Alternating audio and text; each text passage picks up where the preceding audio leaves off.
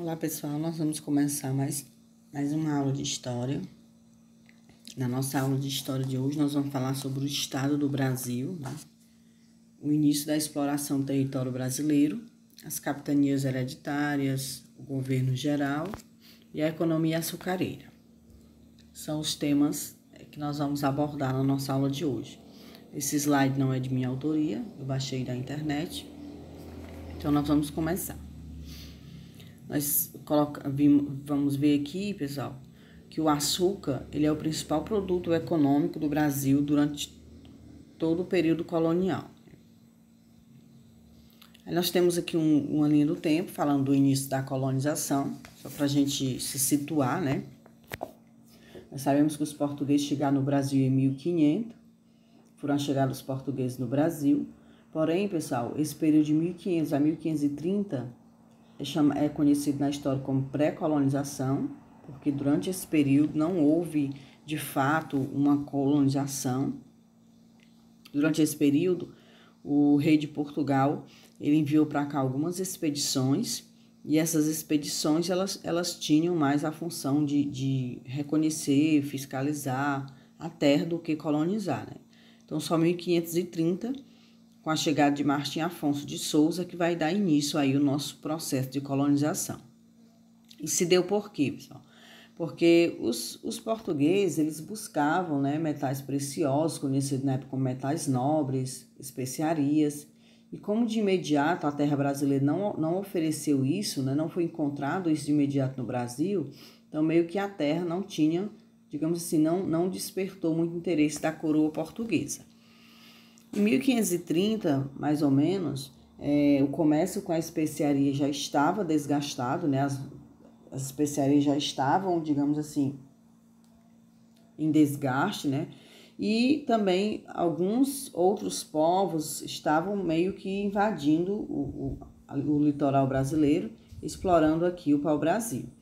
Então, meio temeroso, né, de perder as novas terras, o rei vai dar início aí à nossa colonização. E aí nós vamos ver as capitanias gerais, o primeiro sistema de governo administrativo aqui no Brasil, adotado pela coroa portuguesa.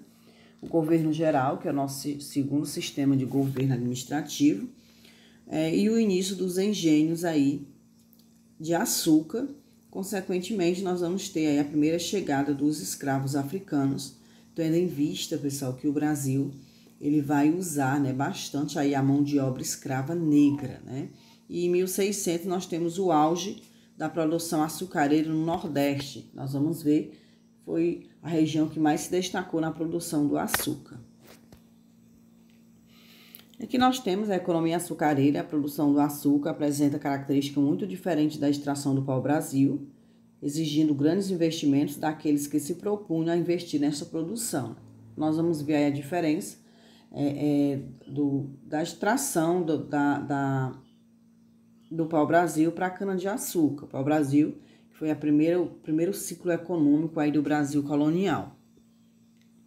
Os investimentos, né, para o plantio da cana-de-açúcar. Portugal tinha experiência na produção de cana-de-açúcar, pois ele já havia produção nas Ilhas da Madeira, Açores e Cabo Verde. O Nordeste brasileiro se mostrou uma região muito boa para esta produção, como um clima quente e úmido e o solo massapê, né?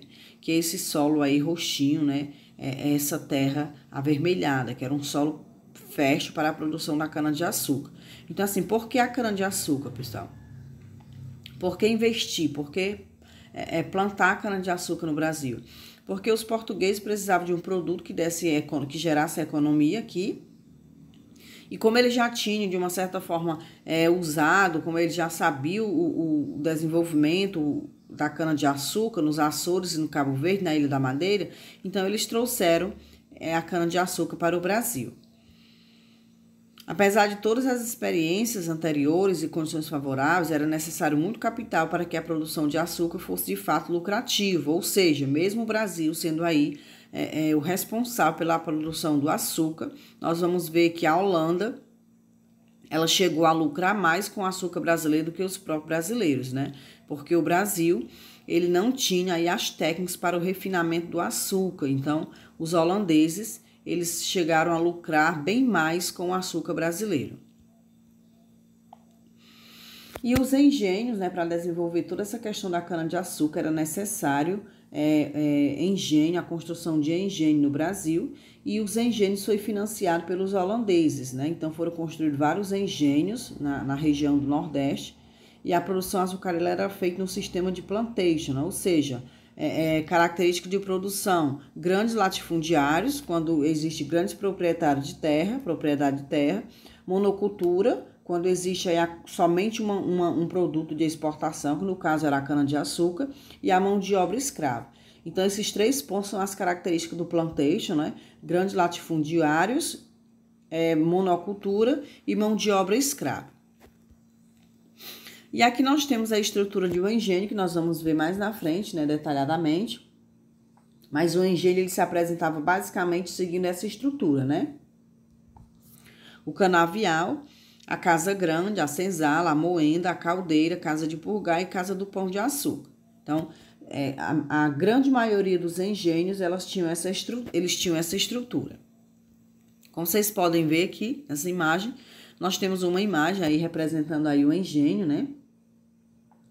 Aqui representa a fazenda toda no seu contexto, e dentro dessa fazenda nós vamos ver aí o que nós citamos no slide anterior. Nós temos aqui a casa grande, o número 1, casa grande que era habitada pelo senhor de engenho, pela sua família e por todos que dele dependia, né?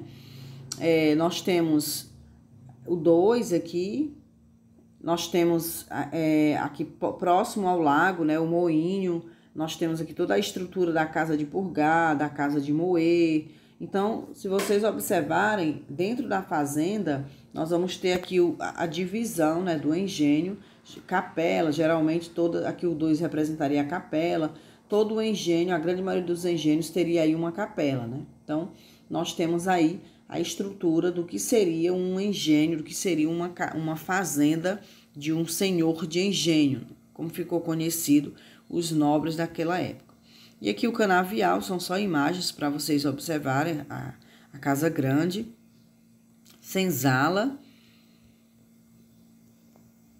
E aqui nós temos, né, a moenda trapiche, onde colocava a cana e os negros faziam o movimento aqui no trapiche para moer a cana. A moenda real, né, moenda real, como vocês podem observar, ela era um moinho movido a água.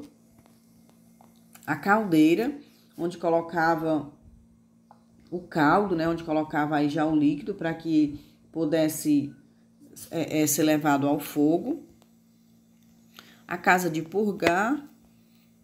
E aqui nós temos o pão de açúcar, né? Então, são esses instrumentos aí que a gente percebe fazendo parte do engenho. Nós vamos ter aí a sociedade açucareira. No engenho formou-se uma sociedade estratificada e com pouca mobilidade social. O senhor de engenho e sua família compunham o topo da escala social, ou seja, dentro da pirâmide social do Brasil colônia, pessoal, quem mais recebia destaque era o senhor de engenho e a família, tendo em vista que ele era considerado a figura mais importante desse contexto, né? Ele recebeu o grande título de senhor de engenho, então era o homem mais importante desse contexto.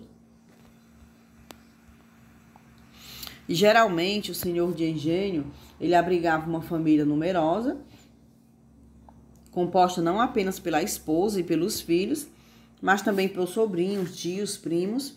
E o curioso, pessoal, que o prestígio do senhor de engenho, ele também era medido pelo número de pessoas que ele sustentava, ou seja, quanto mais pessoas tivessem sobre a dependência do senhor de engenho, mais digamos assim, poderoso ele era na sociedade. Os negros vão ser aí a mão e os pés do senhor de engenho, extremamente importante, porque são os negros, né, que vão trabalhar na lavoura da cana-de-açúcar. São os negros trazidos da África, que vão trabalhar na lavoura da cana-de-açúcar. E são esses negros que vão sustentar aí o nosso Brasil durante todo o período colonial, império, e aí até o final da escravidão no Brasil, em 1888, né?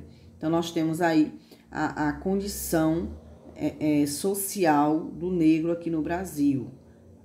os pés e as mãos do senhor de Engenho, na verdade, né? Então, nós vamos ter, pessoal, dentro desse contexto do Brasil açucareiro, nós vamos ter destaque também para as questões das seismeiras, né? Nós vamos ver as seismeiras vai ser aí